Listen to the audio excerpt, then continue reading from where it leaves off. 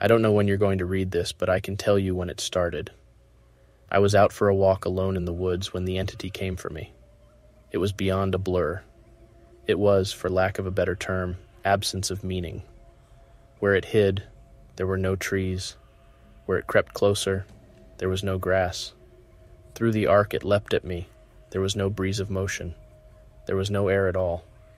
As it struck, I felt the distinct sensation of claws puncturing me somewhere unseen, somewhere I'd never felt before. My hands and arms and legs and torso seemed fine, and I wasn't bleeding, but I knew I'd been injured somehow. As I fearfully ran back home, I could tell that I was less. I was vaguely tired, and it was hard to focus at times. The solution at that early stage was easy. A big cup of coffee helped me feel normal again.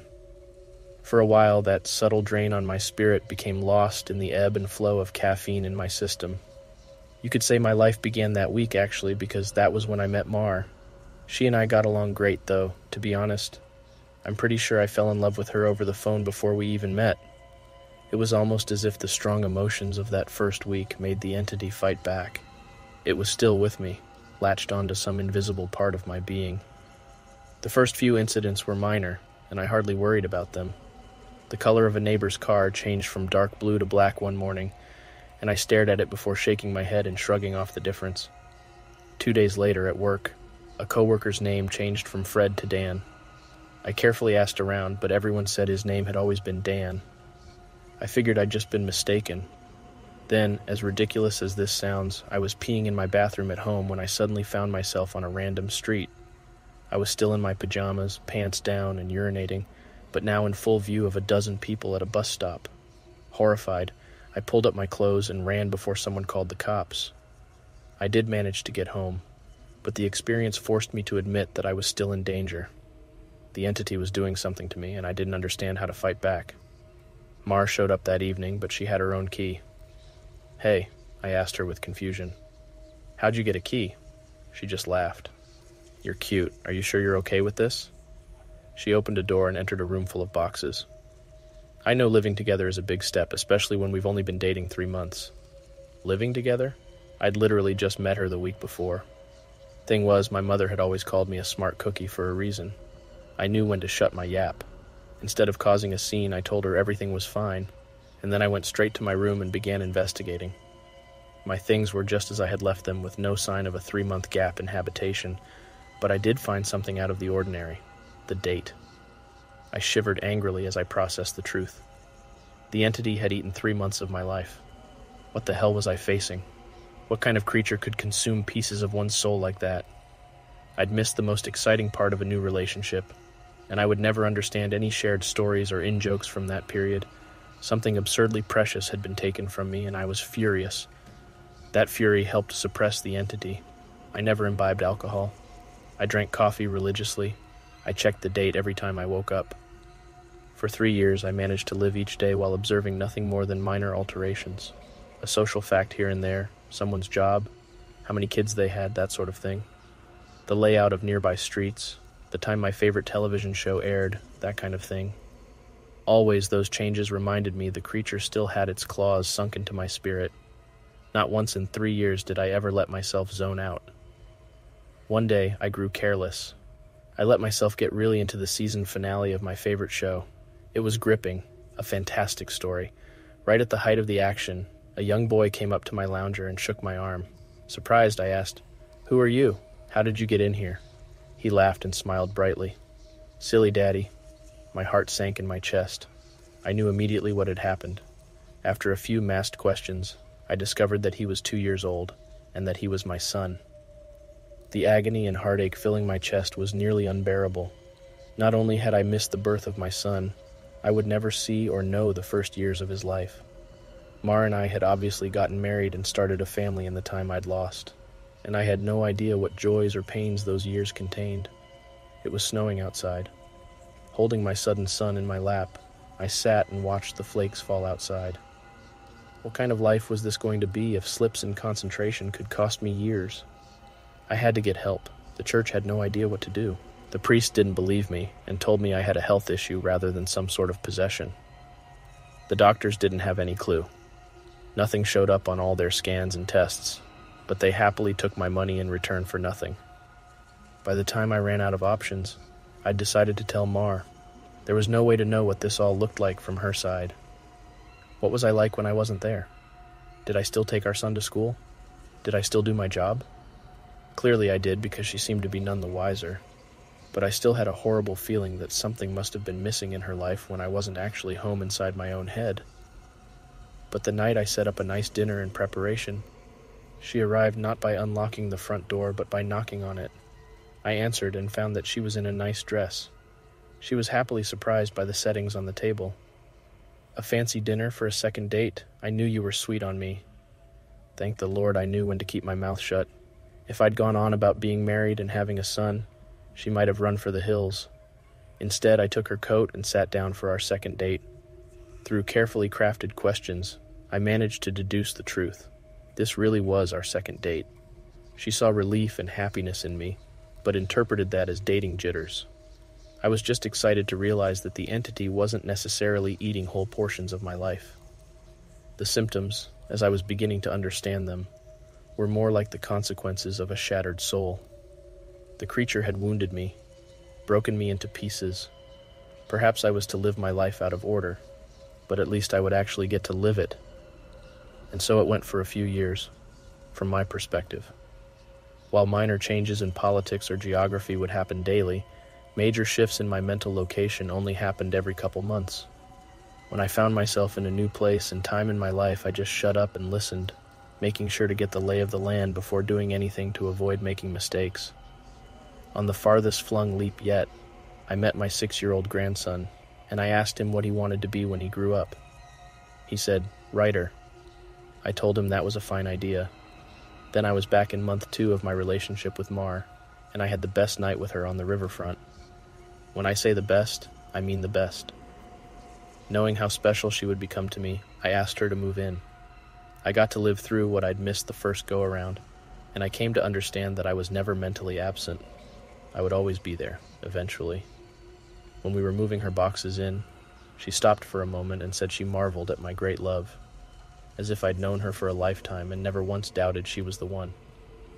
That was the first time I'd truly laughed freely and wholeheartedly since the entity had wounded me. She was right about my love for her, but for exactly the reason she'd considered a silly romantic analogy. I had known her my whole life, and I'd come to terms with my situation and found peace with it. It wasn't so bad to have sneak peeks at all the best parts ahead, but of course I wouldn't be writing this if it hadn't gotten worse. The entity was still with me. It had not wounded me and departed like I'd wanted to believe. The closest I can describe my growing understanding was that the creature was burrowing deeper into my psyche, fracturing it into smaller pieces. Instead of months between major shifts, I began having only weeks. Once I noticed that trend, I feared my ultimate fate would be to jump between times in my life, heartbeat by heartbeat, forever confused, forever lost. Only an instant in each time meant I would never be able to speak with anyone else, never be able to hold a conversation, never express or receive love. As the true depth of that fear came upon me, I sat in an older version of me and watched the snow falling outside. That was the one constant in my life. The weather didn't care who I was or what pains I had to face. Nature was always there. The falling snow was always like a little hook that kept me in a place. The pure emotional peace it brought was like a panacea on my mental wounds, and I'd never yet shifted while watching the pattern of falling white and thinking of the times I'd gone sledding or built a snow fort as a child. A teenager touched my arm. "Grandpa?" "Eh?" He'd startled me out of my thoughts, so I was less careful than usual. "Who are you?" He half grinned as if not sure whether I was joking. Handing me a stack of papers, he said, "It's my first attempt at a novel. Would you read it and tell me what you think?" Of course. Pursuing that dream of being a writer, I see. He burned bright red. Trying to, anyway. "All right, run off. I'll read this right now." The words were blurry, and annoyed, I looked for glasses I probably had for reading. Being old was terrible, and I wanted to leap back into a younger year, but not before I read his book. I found my glasses in a sweater pocket and began leafing through. Mar puttered in and out of the living room, still beautiful, but I had to focus. I didn't know how much time I would have there. It seemed that we had relatives over. Was it Christmas? A pair of adults and a couple kids I didn't recognize tromped through the hallway, and I saw my son, now adult, walk by with his wife on the way out the door. As a group, the extended family began sledding outside. Finally, I finished reading the story, and I called out for my grandson. He rushed down the stairs and into the living room. "How was it?" "Well, it's terrible," I told him truthfully. "But it's terrible for all the right reasons. You're still a young man, so your characters behave like young people, but the structure of the story itself is very solid." I paused. "I didn't expect it to turn out to be a horror story." He nodded. "It's a reflection of the times. Expectations for the future are dismal, not hopeful like they used to be." "You're far too young to be aware like that," I told him. An idea occurred to me. "If you're into horror, do you know anything about strange creatures?" "Sure, I read everything I can. I love it." Warily, I scanned the entrances to the living room. Everyone was busy outside. For the first time, I opened up to someone in my life about what I was experiencing. In hushed tones, I told him about my fragmented consciousness. For a teenager, he took it well. "You're serious?" "Yes." He donned the determined look of a grown man accepting a quest. "I'll look into it, see what I can find out. You should start writing down everything you experience. Build some data. Maybe we can map your psychic wound." "Wow. Sounds like a plan." I was surprised. That made sense, and I hadn't expected him to have a serious response. "But how will I get all the notes in one place?" "Let's come up with somewhere for you to leave them," he said, frowning with thought. "Then I'll get them, and we can trace the path you're taking through your own life. See if there's a pattern." For the first time since the situation had gotten worse, I felt hope again. "How about under the stairs? Nobody ever goes under there." "Sure." He turned and left the living room. I peered after him. I heard him banging around near the stairs. Finally, he returned with a box, laid it on the carpet, and opened it to reveal a bursting stack of papers. He exclaimed, "Holy crap!" But of course, being a teenager, he didn't really say crap. Taken aback, I blinked rapidly, forgiving his cussing because of the shock. "Did I write those?" He looked up at me with wonder. "Yeah, or you will. You still have to write them and put them under the stairs after this." He gazed back down at the papers, then covered the box. "So you probably shouldn't see what they say. That could get weird. That much I understood." "Right," he gulped. "There are like 50 boxes under there, all filled up like this. Deciphering these will take a very long time." His tone dropped to deadly seriousness. "But I will save you, Grandpa, because I don't think anyone else can." Tears flowed down my cheeks then, and I couldn't help but sob once or twice. I hadn't realized how lonely I'd become in my shifting prison of awareness, until I finally had someone who understood. "Thank you. Thank you so much." And then I was young again, and at work on a random Tuesday. Once the sadness and relief faded, anger and determination replaced them. After I finished my work, I grabbed some paper and began writing.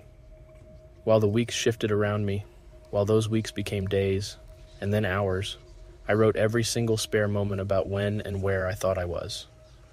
I put them under the stairs out of order. My first box was actually the 30th, and my last box was the 1st. Once I had over 50 boxes written from my perspective, and once my shifting became a matter of minutes, I knew it was up to my grandson to take it from there. I put my head down and stopped looking. I couldn't stand the river of changing awareness any longer. Names and places and dates and jobs and colors and people were all wrong and different. I'd never been older. I sat watching the snow fall. A man of at least 30 that I vaguely recognized entered the room. "Come on, I think I finally figured it out." I was so frail that moving was painful. "Are you him? Are you my grandson?" "Yes." He took me to a room filled with strange equipment and sat me in a rubber chair facing a large mirror twice the height of a man. The pattern finally revealed itself. "How long have you worked on this?" I asked him, aghast. "Tell me you didn't miss your life like I'm missing mine." His expression was both stone-cold and furiously resolute. "It'll be worth it." He brought 2 thin metal rods close to my arm and then nodded at the mirror. "Look, this shock is carefully calibrated." The electric zap from his device was startling, but not painful. In the mirror, I saw a rapid arcing light silhouette appear above my head and shoulder. The electricity moved through the creature like a wave, briefly revealing the terrible nature of what was happening to me. A bulging, leech-like mouth was wrapped around the back of my head, coming down to my eyebrows and touching each ear, and its slug-like body ran over my shoulder and into my very soul. It was a parasite, and it was feeding on my mind. My now adult grandson held my hand as I took in the horror. After a moment he asked, "Removing it is going to hurt very badly. Are you up for this?" Fearful, I asked, "Is Mar here?" His face softened. "No, not for a few years now." I could tell from his reaction what had happened, but I didn't want it to be true. "How?" "We have this conversation a lot," he responded. "Are you sure you want to know? It never makes you feel better." Tears brimmed in my eyes. "Then I don't care if it hurts, or if I die. I don't want to stay in a time where she's not alive." He made a sympathetic noise of understanding, and then returned to his machines to hook several wires, diodes, and other bits of technology to my limbs and forehead. While he did so, he talked. "I've worked for 2 decades to figure this out, and I've had a ton of help from other researchers of the occult. This parasite doesn't technically exist in our plane. It's one of the lesser spawns of USSU, and it feeds on the plexus of mind, soul, and quantum consciousness reality. When details like names and colors of objects changed, you weren't going crazy. The web of your existence was merely losing strands as the creature ate its way through you." I didn't fully understand. I looked up in confusion as he placed a circlet of electronics like a crown on my head in exact line with where the parasite's mouth had ringed me. "What's a CSU?" He paused his work and grew pale. "I forgot that you wouldn't know. You're lucky, believe me." After a deep breath, he began moving again, and placed his fingers near a few switches. "Ready? This is carefully tuned to make your nervous system extremely unappetizing to the parasite, but it's basically electroshock therapy." I could still see Mar's smile. Even though she was dead, I'd just been with her moments ago. "Do it." The click of a switch echoed in my ears, and I almost laughed at how mild the electricity was. It didn't feel like anything, at least at first. Then I saw the mirror shaking, and my body within that image convulsing. Oh. No. It did hurt. Nothing had ever been more painful. It was just so excruciating that my mind hadn't been able to immediately process it. As my vision shook and fire burned in every nerve in my body, I could see the reflected, trembling light silhouette of the parasite on my head as it writhed in agony equal to mine. It had claws, 6 clawed lizard-like limbs under its leech-like body, and it cut into me in an attempt to stay latched on. The electricity made my memories flare. Mar's smile was foremost, lit brightly in front of a warm fire as the snow fell past the window behind her. The edges of that memory began lighting up, and I realized that my life was one continuous stretch of experience. It was only the awareness of it that had been fragmented by that feasting evil on my back. I'd never managed to be there for the birth of my son. I'd jumped around it a dozen times, but never actually lived it. For the first time, I got to hold Mar's hand and be there for her. No. That moment had shifted seamlessly into holding her hand as she lay in a hospital bed for a very different reason. Not this. God, why? It was so merciless to make me remember this. I broke down in tears as nurses rushed into the room. I didn't want to know. I didn't want to experience it. I'd seen all the good parts, but I hadn't wanted the worst part, the inevitable end that all would one day face. It wasn't worth it. It was tainted. All that joy was given back 10,000-fold as pain. The fire in my body and in my brain surged to sheer white torture, and I screamed. My scream faded into a surprised shout as the machines and electricity and chair faded away. Snow was no longer falling around my life. I was out in the woods on a bright summer day. Oh God. I turned to see the creature approaching me. It was the same absence of meaning, the same blank on reality. It crept forward just like before, but this time it hissed and turned away. I stood, astounded at being young again and freed from the parasite. My grandson had actually done it. He'd made me an unappetizing meal, so the predator of mind and soul had moved on in search of a different snack. I returned home in a daze. And while I was sitting there processing all that had happened, the phone rang. I looked at it in awe and sadness. I knew who it was. It was Marjorie calling for the first time for some trivial reason she'd admit 30 years later was made up just to talk to me. But all I could see was her lying in that hospital bed dying. It was going to end in unspeakable pain and loneliness, I would become an old man, left to sit by myself in an empty house, his soulmate gone long before him. At the end of it all, the only thing I would have left, sitting and watching the falling snow. But now, thanks to my grandson, I would also have my memories. It would be a wild ride, no matter how it ended. On a sudden impulse, I picked up the phone. With a smile, I asked, "Hey, who's this?" even though I already knew.